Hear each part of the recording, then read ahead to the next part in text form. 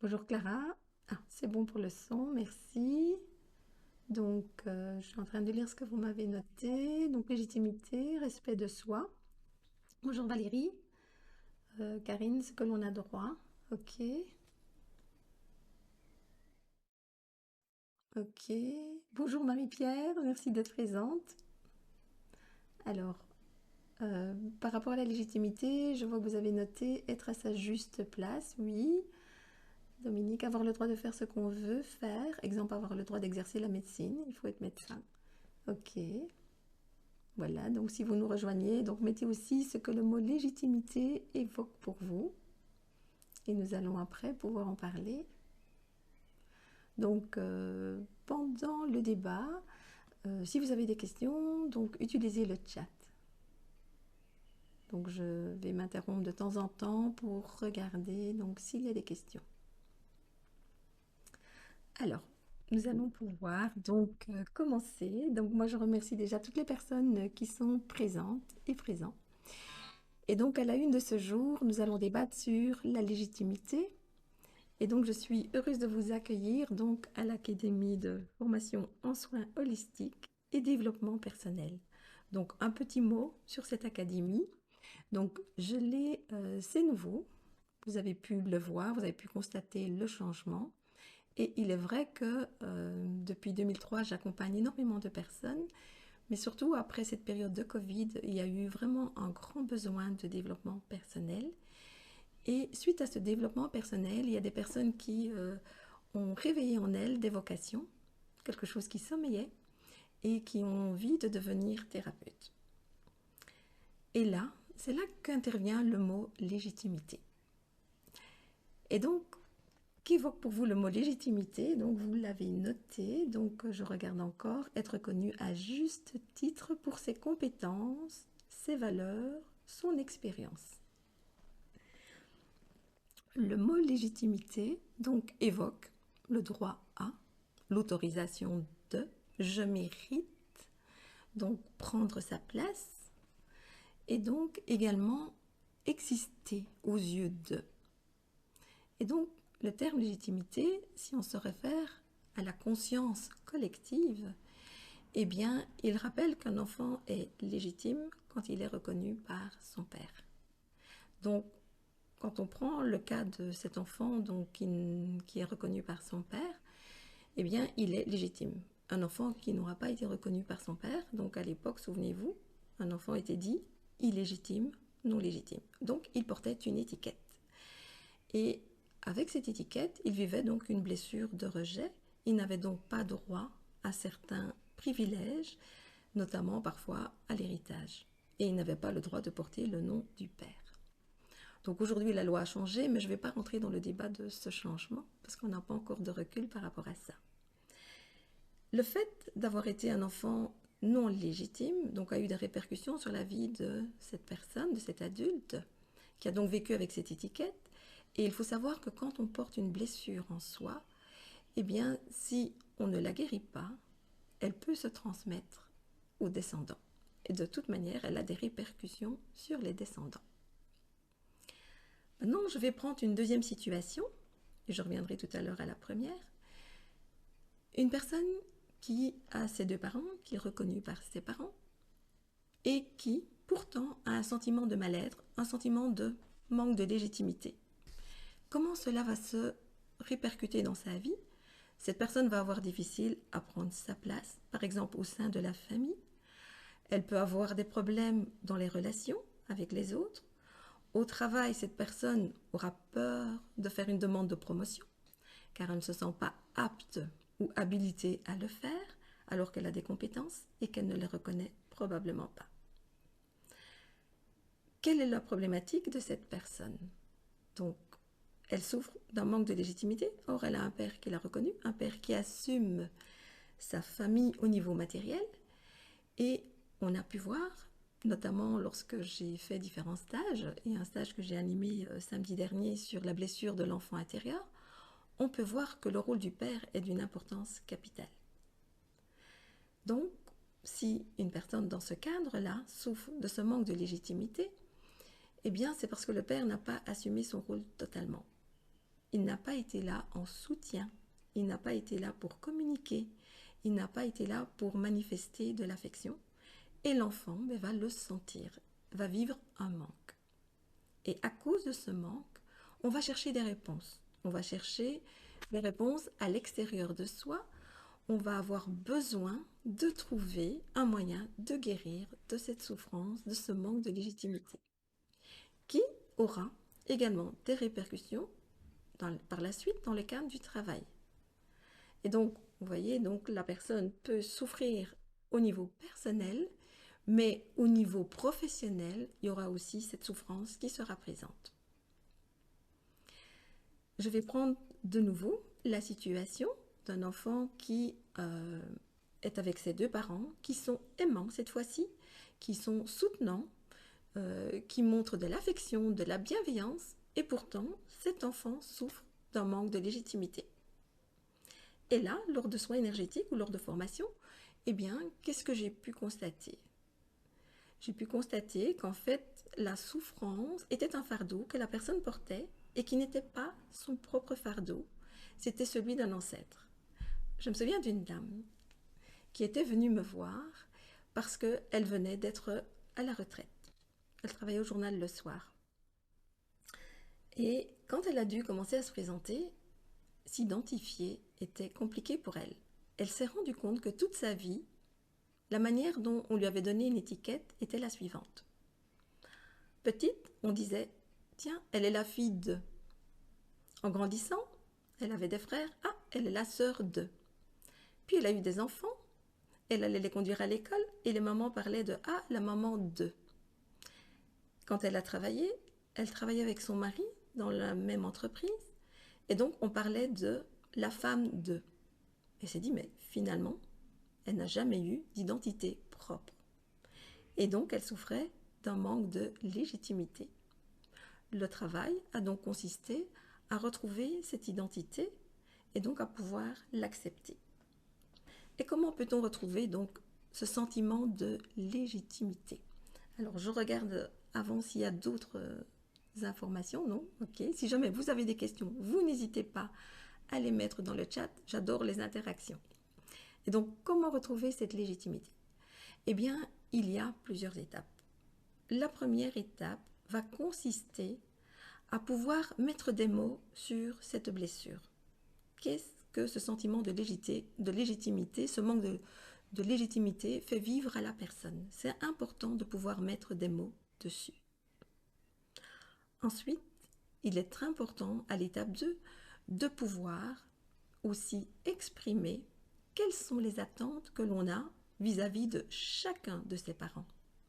Car s'il y a un des parents qui a été défaillant, il y a l'autre qui a aussi joué un rôle où il n'a pas pu combler, où il a peut-être été un observateur, où il n'a pas pu intervenir. Et donc pour l'enfant, il y a comme un sentiment quelque part aussi d'injustice. Et il a besoin de pouvoir oser l'exprimer. La troisième étape, c'est pouvoir être entendu par des personnes bienveillantes. Et quand on fait un travail de groupe, les personnes qui nous entourent donc, sont des personnes bienveillantes qui souvent ont elles-mêmes la même problématique. Et donc ici, dans ce cas-ci, c'était la souffrance donc par rapport au sentiment de légitimité. Et donc la quatrième étape, mais là c'est top secret. Pourquoi? Parce que c'est l'étape de réparation. Cette étape, elle est cruciale, dans le sens que si on la dévoile, avant de faire ce travail, il faut savoir que la personne qui souffre d'un manque de légitimité, eh bien c'est une personne qui est dans la résistance. C'est quelqu'un qui ne veut pas se dévoiler en général. Et si elle connaît toutes les étapes pour elle s'en sortir, eh bien elle va se saboter. Donc elle ne va pas pouvoir se laisser aller. Et donc les personnes qui peuvent témoigner des résultats, eh bien j'invite à le faire. Donc vous verrez que c'est vraiment surprenant, même si on n'a pas les parents face à soi, mais qu'on a d'autres personnes qui sont à l'écoute et qui sont bienveillantes, le travail peut se faire. Par rapport à la personne qui souffre du manque de légitimité, comme j'ai expliqué tout à l'heure, de cette personne qui n'avait pas d'identité, Et en fait, elle portait le fardeau d'une ancêtre qui n'avait pas été reconnue. En faisant ce travail de développement personnel, elle a pu interroger sa famille, elle a pu aller fouiller dans les affaires de famille pour faire remonter à la surface. Et là, c'est un autre travail. C'est un travail de réparation par rapport à soi, par rapport à l'ancêtre. Ça va se faire dans un moment sacré, dans un moment de rituel, avec des affirmations. Et ça va permettre de libérer les deux personnes de ce fardeau. À présent, j'aimerais vous parler aussi de la problématique du thérapeute. Pourquoi? Dans le cadre du travail, j'ai vu tout à l'heure que quelqu'un avait bien noté qu'en fait, la légitimité, c'est être reconnu à juste titre pour ses compétences. Et on sait que la loi intervient. La loi réglemente le monde du travail, réglemente certaines professions. Donc, qu'est-ce qui donne de la légitimité? Donc, dans ce cadre-là, ce seront les attestations, les diplômes, les titres honorifiques, le fait d'être reconnu par ses pairs. Et donc, cette personne se sent légitime dans ce qu'elle fait, dans ce qu'elle exerce. Le thérapeute, en général, est une personne qui est sensible, qui a aussi un vécu où il a dû passer par des guérisons de blessures intérieures. Et il a souvent cette problématique de souffrir du manque de légitimité. Et comment ça va se répercuter chez lui? Eh bien, il va rechercher aussi des solutions à l'extérieur. Il va vouloir se former pour acquérir des compétences. Il ne sera jamais satisfait. Il risque de tourner en rond. Il risque de se décourager. Et quelques-uns, parfois, abandonnent dans leur parcours. Qu'est-ce que ce thérapeute aurait besoin? Mais il a besoin d'abord de travailler ce sentiment de légitimité. Être légitime, de pouvoir faire ce qu'il aime. Être légitime, de pouvoir reconnaître ses dons et ses talents. Et il a besoin, pour ça, du regard d'une personne extérieure. Donc, lorsqu'il fait ce travail, ça va lui apporter cette énergie de confiance en soi, cette énergie d'estime de soi. Et à votre avis, là, je vais vous poser une question. Qu'est-ce qui va valider le travail du thérapeute? Vous pouvez l'inscrire dans le chat. Alors, qu'est-ce que je lis? Est-ce que le manque de légitimité peut-il impliquer un manque de confiance en soi? Absolument. Donc, absolument. Parce qu'il y a un manque d'être reconnu et donc le fait d'avoir ce manque de légitimité, donc il y a un besoin de reconnaissance et donc on cherche toujours l'approbation chez les autres.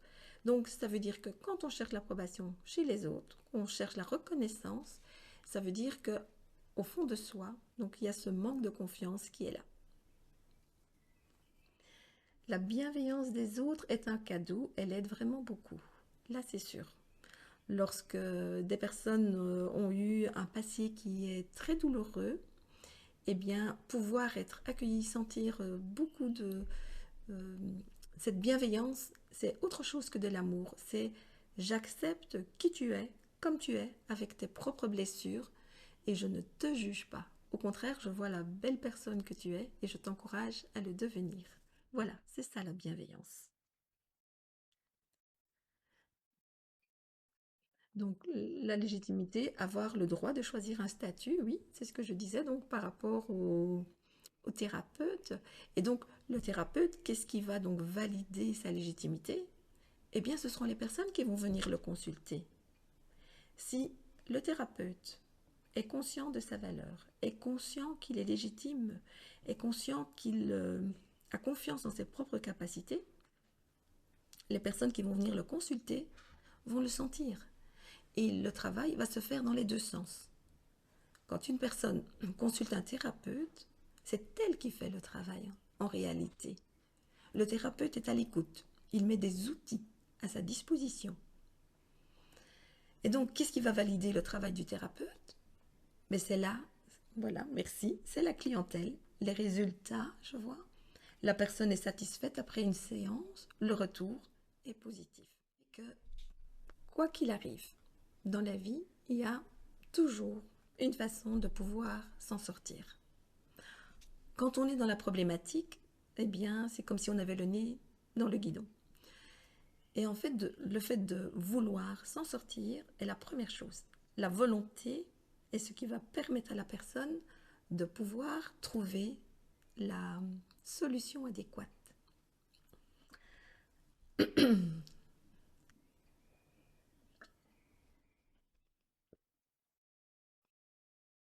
Et donc, je vous ai parlé des différents cas de problèmes de légitimité. Et donc, en conclusion, qu'est-ce que l'on peut dire? Ce que l'on peut dire, c'est que si on souffre d'un manque de légitimité, cela va se répercuter à la fois dans la relation à nous-mêmes. Il va y avoir un moment donné où ce sentiment de manque de légitimité va se réveiller. Et parfois, on peut, dans l'enfance, avoir l'impression que l'on ne l'a pas vécu, alors que c'est né pendant l'enfance. C'est parce que, dans l'enfance, on ne se pose pas des questions, on vit, on est parfois en retrait, on est parfois rejeté par les autres, on ne comprend pas ce qui se passe. En tant qu'adulte, là, on va se rendre compte qu'il y a ce souci de problème de manque de légitimité, parce qu'on ne va pas se sentir intégré par rapport aux autres. Et quelquefois, on va s'exclure soi-même des groupes. Ou bien on se retrouve dans un groupe, on a envie de dire des choses, mais à cause de ce sentiment de manque de légitimité, on a difficile à dire les choses. On a difficile à prendre sa place. Donc, il y a un problème aussi d'estime de soi. Ce problème de manque de légitimité va également se répercuter dans la relation au conjoint. On va au conjoint ou à la conjointe où on va être plus en attente de quelque chose. Donc, on va quelque part au niveau de la relation amoureuse, ça peut être biaisé parce qu'on attend de l'autre quelque chose qu'il ne peut pas nous offrir. Ce sentiment de légitimité, il doit venir à l'intérieur de nous. Donc, ça peut générer de la colère, de la frustration. Ce problème aussi de manque de légitimité peut avoir des répercussions, comme je vous l'ai dit, dans le cadre du travail. Donc, la personne qui ne reconnaît pas sa valeur, ses compétences, il y a des personnes qui vont se donner corps et âme à leur travail, vont en faire plus, toujours dans ce besoin de reconnaissance. Je prends l'exemple d'une personne qui ne sait jamais dire non à son chef, une fois qu'on lui demande de faire un remplacement ou bien de faire des heures supplémentaires, elle n'ose pas. Tout simplement parce qu'il y a ce besoin de reconnaissance et ce besoin de reconnaissance vient de ce manque de légitimité. Et donc il faut sortir à un moment donné de ce cycle infernal. Je vois qu'il y a des questions qui arrivent. Alors, comment faire pour prendre conscience de notre réelle valeur au travail, etc. Je vois, je confirme, oui. Alors, comment faire prendre conscience de notre réelle valeur au travail? Mais c'est déjà, comme je disais tout à l'heure, la première chose, c'est de dire de quoi je souffre exactement. Osez mettre ça sur papier. Déjà l'écrire. Déjà l'écrire, c'est on arrête de laisser le mental quelque part se disperser dans les informations.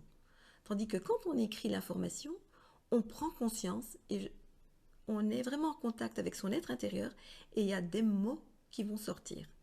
Alors, je prends l'exemple. Lors d'un soin énergétique, j'ai une dame qui est venue parce que depuis un petit temps, lorsqu'elle était en contact avec les autres, elle se sentait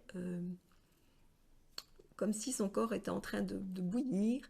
Elle sentait une énergie phénoménale qui arrivait, un peu comme si elle était en transe. Et les personnes qui étaient autour d'elle lui demandaient « Mais tiens, tu m'as fait quelque chose, j'ai l'impression de recevoir de l'énergie. » Elle était plutôt gênée et n'osait rien dire. Et comme ça se répétait de plus en plus, donc elle est venue me voir. Et lorsqu'elle est venue me voir, eh bien, cette personne, on s'est rendu compte en faisant le travail que les mots qu'elle disait n'étaient pas ses propres mots. C'étaient des mots qui ne lui appartenaient pas dans la manière dont elle les mentionnait. Et elle n'en avait jamais pris réellement conscience. Et là, on s'est rendu compte qu'en fait, par rapport à ses parents, par rapport à ses grands-parents, eh bien, elle vivait un manque de légitimité. Elle n'était pas reconnue en tant qu'enfant de ses parents, mais en tant qu'enfant de ses grands-parents. Et là, il y avait un souci.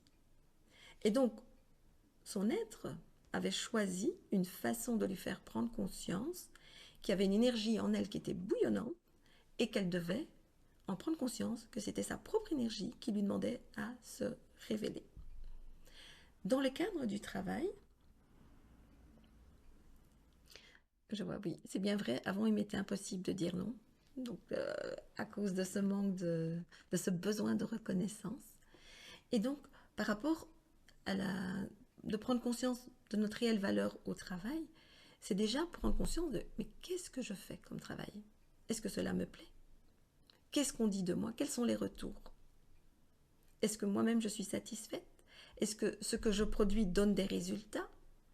Ou est-ce que je fais ce travail parce que voilà, j'ai été conditionnée et on m'a conduit vers ce travail et peut-être que ce n'est peut-être pas ma voie. Par contre, si c'est réellement ma voie, eh bien, je vais peut-être vivre une frustration parce que je vais avoir l'impression qu'on ne reconnaît pas mes compétences. Si je fais ce travail de réparation par rapport à l'enfant intérieur qui a été blessé, qui ne s'est pas senti légitime pour une raison ou pour l'autre, eh bien, le fait de faire cette réparation va me permettre de pouvoir me positionner dans mon travail en prenant vraiment conscience de mes compétences et de mes véritables valeurs. Et je n'accepterai plus que quelqu'un d'autre vienne remettre cela en question. Tandis que quand soi-même on vit ce sentiment de manque de légitimité, on accepte les remarques des autres comme si c'était de l'argent comptant. Est-ce qu'il y a d'autres questions? Alors, moi ce que je voulais vous dire aussi, c'est que vu cette demande de personnes qui ont besoin justement de pouvoir aller vers le changement intérieur, de pouvoir vivre une transformation intérieure, afin de se sentir dans leur vie en plénitude, eh bien, je propose un programme d'accompagnement en développement personnel et un autre programme d'accompagnement pour les futurs thérapeutes. Que l'on soit déjà thérapeute ou que l'on soit en train de le devenir, eh bien, on fait partie de ce programme. Alors, ça veut dire quoi? Ça veut dire que le programme d'accompagnement pour chacun sera un programme personnalisé. Ça veut dire que je vais prendre contact avec chacune des personnes qui est intéressée à suivre un programme d'accompagnement afin de lui proposer quelque chose de personnalisé. Et je propose de le faire en offrant des bonus ce soir pour les personnes qui souhaitent ce programme. Donc pour ce faire, il va falloir inscrire dans le chat programme d'accompagnement en développement personnel ou programme d'accompagnement futur thérapeute. Et à partir de là, il y aura donc ce programme, un contact qui va d'abord être fait avec vous et qui va définir qu'est-ce dont vous avez besoin aujourd'hui pour pouvoir aller vers cette transformation intérieure, vers ce besoin d'être réellement soi-même, de pouvoir réellement vibrer sur votre propre fréquence. Voilà, si vous avez des questions, n'hésitez pas donc à me les poser dans le chat. Donc, est-ce que tout le monde a bien compris la proposition de programme? L'Académie de formation en soins holistiques et développement personnel, c'est vraiment un endroit d'accueil, un endroit de communication, un endroit d'échange, de conseils, d'information et de partage et de formation. Donc, si vous avez envie de rejoindre l'académie, que vous n'êtes pas encore dans le groupe, pensez à le faire puisque chaque semaine, donc, il y aura des informations, des posts avec des conseils. Et moi, je vous propose de nous retrouver également mardi prochain aux 20h afin de pouvoir débattre sur un autre sujet. Mardi prochain, c'est mardi 23 mai, jour de mon anniversaire. J'aurai de belles surprises également pour vous. Et ensuite, il y aura également une autre rencontre le mardi 30 mai. Donc, si vous êtes intéressé, demandez-le dans le chat. Et alors, pour toutes les personnes qui sont présentes aujourd'hui, je vais également vous offrir un bonus. Donc, vous allez recevoir une ressource qui va vous permettre de pouvoir faire un travail de réparation par rapport à ce manque de légitimité, par rapport à un ancêtre. Pourquoi? Vous savez que dans toutes les cultures, il nous faut honorer les ancêtres. On sait que dans la spiritualité, dans les énergies, lorsqu'une personne a été en souffrance, eh bien, elle transmet un bagage, on va dire génétique, émotionnel à ses descendants. Et donc, faire ce travail va être bénéfique pour chacun de nous. Donc, je propose de vous envoyer à chacun cette ressource. Et donc, s'il y a des questions par rapport à ce travail, vous n'hésiterez pas à m'envoyer un mail ou via Messenger de me contacter. Donc, voilà. Donc, le, comment, le programme de ce soir donc, va être mis donc, en mode replay. Donc, les propositions d'offres vont être valables. Nous sommes mardi jusqu'à vendredi. Et donc, pour les personnes qui prendront un programme d'accompagnement, il y aura aussi des extras, tels qu'un soin énergétique qui sera offert, tels que des remises qui seront offertes selon certaines offres.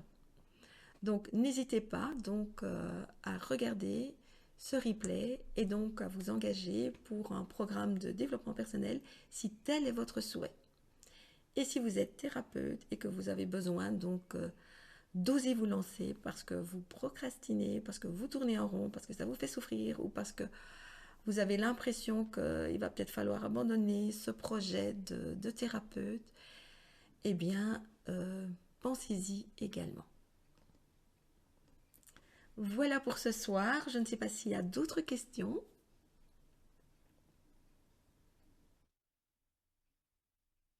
Voilà, donc merci pour les prochaines propositions. Ok.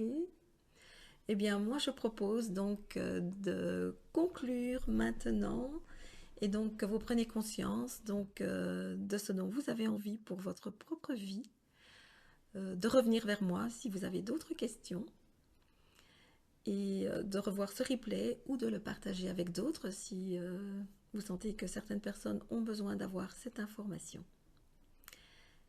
Je vous souhaite une bonne fin de soirée. Je vous propose de nous retrouver donc mardi prochain, donc à 20h. Et donc, comme je vous ai dit, il y aura des surprises à l'occasion de mon anniversaire. Voilà, je regarde s'il y a d'autres questions. Voilà, je laisse encore un petit peu le chat tourner. S'il y a des personnes qui sont encore en train de réfléchir. Oui, ok. Merci Valérie, oui, amour et compassion. Merci Céline. Belle soirée également. Merci Karine, belle soirée.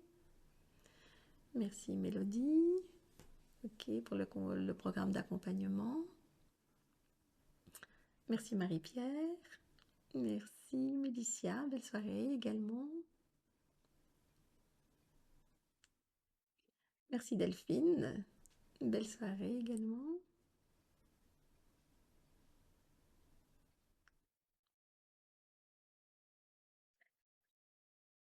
Et bien voilà.